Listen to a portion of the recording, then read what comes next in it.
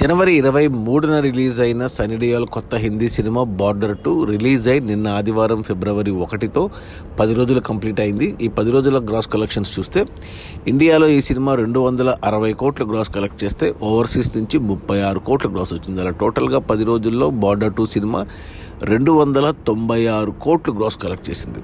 ఇక ఈ 296 కోట్ల గ్రాస్లో జిఎస్టీ తీసేస్తే నెట్ కలెక్షన్స్ వచ్చేసి 256 కోట్లు ఉంది. ఈ సినిమా బడ్జెట్ 300 కోట్లు అయితే 256 కోట్లు వెనక్కి వచ్చే మొదటి 10 రోజుల్లో మరో 44 కోట్లు వెనక్కి వస్తే సినిమా హిట్ అవుతుంది బాక్సాఫీస్ దగ్గర కమర్షియల్గా.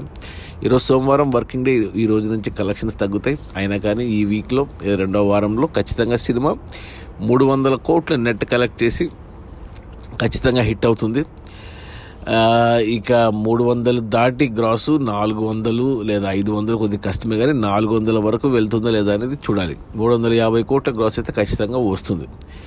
అది మన Sunny Deol and Varun Dhawan and Ahan Shetty and Diljit దోసాంజ్ల కొత్త హిందీ సినిమా బార్డర్ 2 రిలీజ్ అయిన మొదటి 10 రోజుల్లో 296 కోట్ల గ్రాసు. అందులో నెట్ కలెక్షన్స్ వచ్చేసి 256 కోట్లు.